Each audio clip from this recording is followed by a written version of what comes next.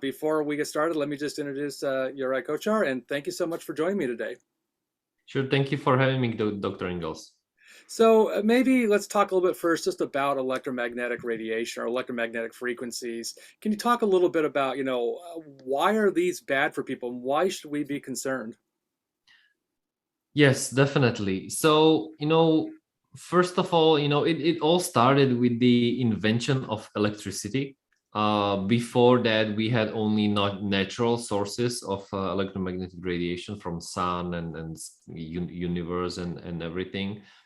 But I would like to mention, at the beginning that I've read a study where two professors in 2015 decided to measure the levels of EMF in that current year compared to before the invention of electricity, which was, let's say, 100 years ago, Right. approximately. And they found out that the current levels in 2015, which are rising exponentially every year, were billion times higher than 100 years ago. And when you take into consideration our evolution, like that's, in 100 years we didn't change that much, but this, all of a sudden our bodies are, as you said, bathing in this EMF soup from our like technology, and let's say technology advanced society. So on a biological level, we were not designed, like our bodies cannot keep up, with this advancement. So, and this is start to show up in, and there are lots of studies, actually more than 25,000 peer-reviewed studies that show various effects on negative effects on our health. So this is definitely something to worth talking about. Yeah, it's so interesting to me because I think in medicine we talk so much about the chemistry of the body, and yet we very little talk about the physics of the body. And we are very much an electrical being. I mean, everyone knows this. I mean, step into a bathtub and throw in a toaster, you'll find out very quickly that, we are very much an electrical being. And we do an EKG for the heart, we do an EEG for the brain, but outside of that, we really, don't think much about how electricity or of how these electromagnetic fields impact our biology. And like you said, I know there's just a ton of research out there on, various impacts of, these different types of frequencies that really don't resonate at the same frequency of our own cells. So anything we can do to mitigate that, is going to be beneficial for our health. And like I said, we're just surrounded by it. I mean, I think about my office here that, I mean, everyone around me's got a router. They're putting a 5G tower across the street. Everyone's got numerous, cell phones and iPads and so forth. And all of this is throwing off some sort of electricity, and often what we call dirty electricity. Yes. So, any way we can do to kind of shield our body from that, I don't know that it's realistic, at least in modern society, to shield you completely, but you guys have come up with a way to help protect us against some of this harmful, electromagnetic radiation. So, can you tell me a little bit about Somavedic and what this device does? Yes, yes, definitely. First of all, I would, when I'm thinking about how I started to think about the EMFs and the space that I'm living in at home or in the office, the huge wake up call for me was when I actually took an EMF meter. I would, if someone would be interested, I highly recommend buying some EMF meters. There are the good ones that are around $300 to $400, but it's definitely worth it, because that, once you see it on the screen and it's beeping, you would be like very much surprised how different levels it can be, just 2 or 3 feet, when you move it different. So for example, when you are like nearing your Wi-Fi router, or all of a sudden when your phone starts to ring, or you can definitely measure it in your bedroom, that is one of the most important places where you should lower the EMF exposure, because during the night, is the most precious time when our bodies try to regenerate.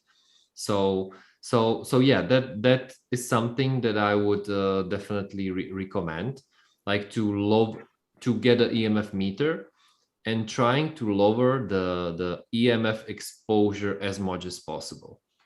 That means turning off the Wi-Fi during the night, when you sleep, not using Bluetooth and then wireless like devices, headphones. When you are on the phone, using loudspeaker or like wired phones.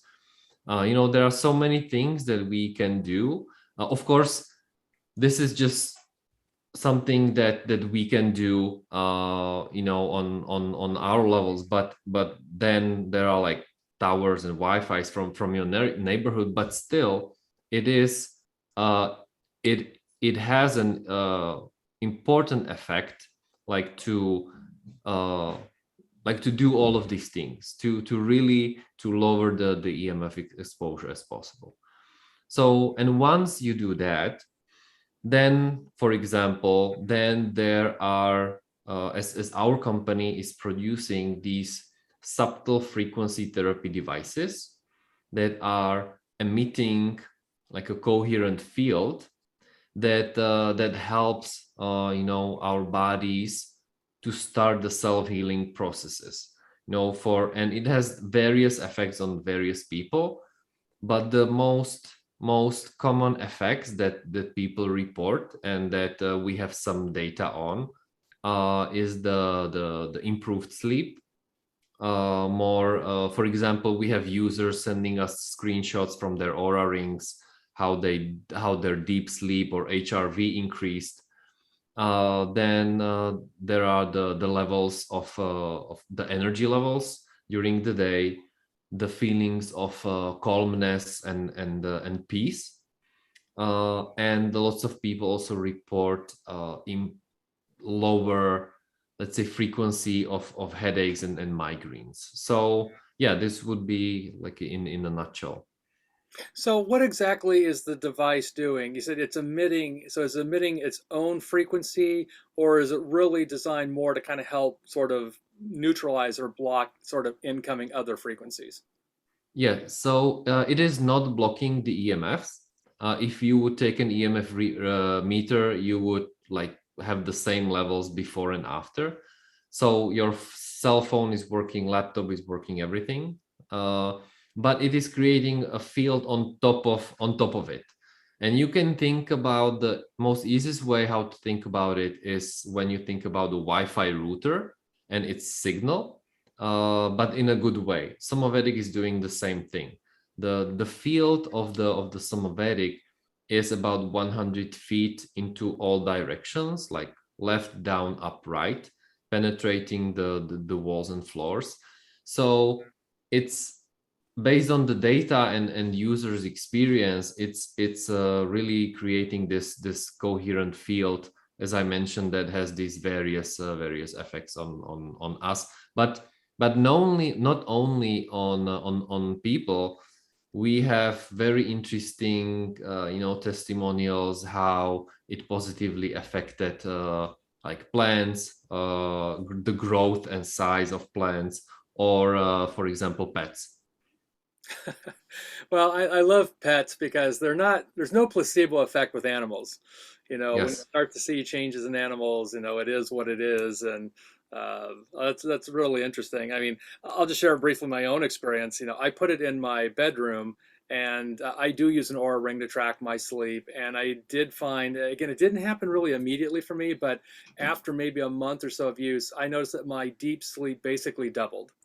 Mm. I was someone who would get maybe 30 to 40 minutes of deep sleep a night. And then after I started using it, I now get consistently an hour to an hour and a half plus. So that's been my own experience. And I have the Vedic model. It emits kind of a Yes. green light, and just so happens green's my favorite color, so I actually kind of like it. But yeah, that's been my own experience with it. So I was pretty impressed, which is why I wanted to have you on the show to talk about it, because again, I love things that are really easy for people to use. It doesn't emit anything harmful. People are so tired of taking pills and doing other things, but for electromagnetic frequency, there's not really a lot we do in nutritional supplements that help, you know, sort of offset that effect. It really is mitigating either through avoidance or through some level of protection.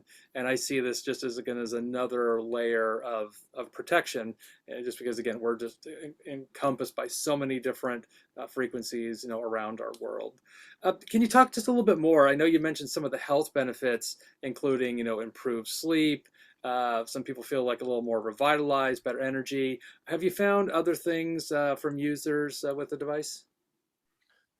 Uh, well, these were basically,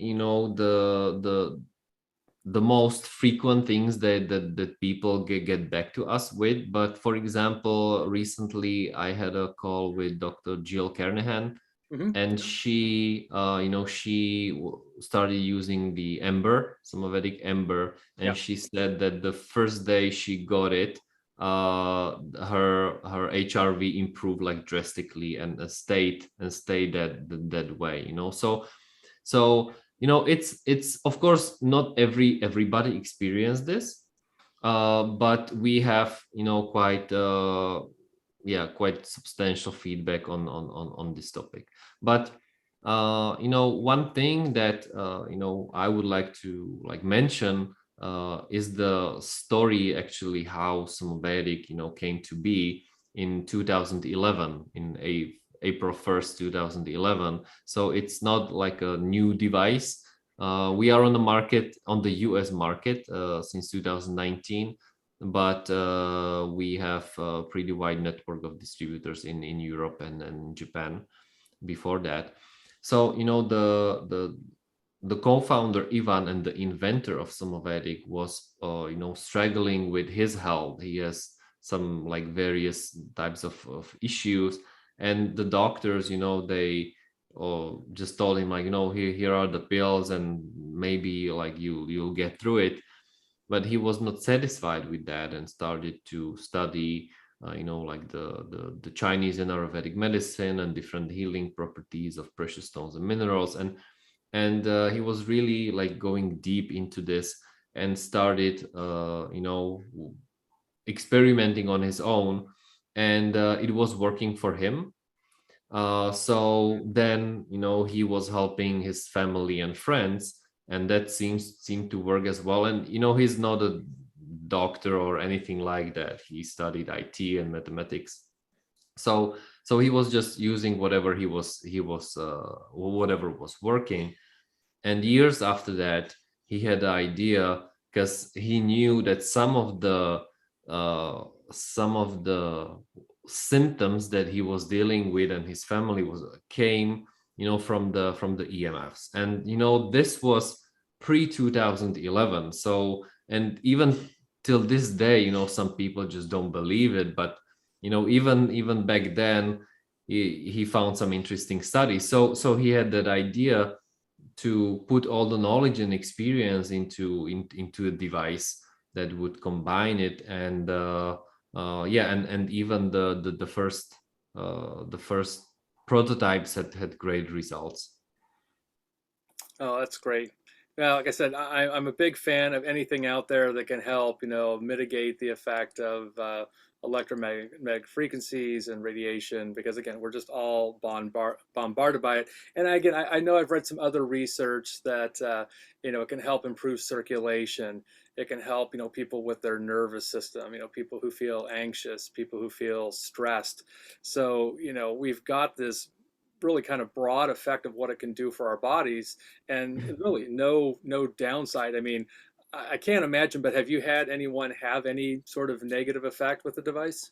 Yes, there are about well, not negative effects, but there are about 20 to 30% people that are experiencing detox symptoms Oh, yeah, during the first hours or days. And my very good friend, for example, when she brought a Somavedic and plugged it in, she said, that she had to run like 3 or 4 times to toilet a day for the first 2 days, but then she said, like, my head was like, my thinking was crystal clear. I had great sleep and everything. So there, for some, there might be this adaptation phase. It's temporary, and is usually just for the few first hours or and days.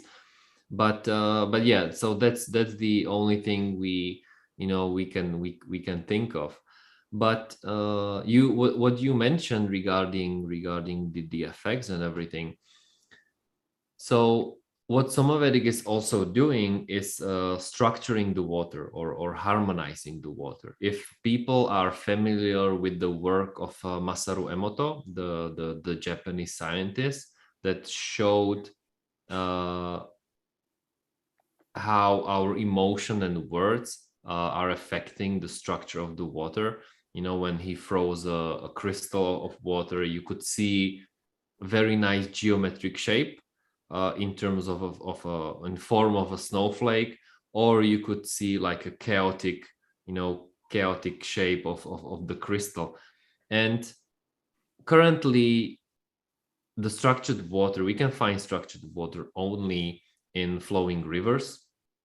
So the water we have at our homes or office space, from the tap water, the plastic water bottle, or from the glass bottle, it's not structured because it's losing its structure towards the during the way to us. And why it is important to drink structured water is that in our cells there is like only structured water, and it's the most bioavailable state of water. And so for the same, let's say, volume of water, you'll get better hydration. This is also why we think uh, some people report fewer headaches, because of the improved hydration.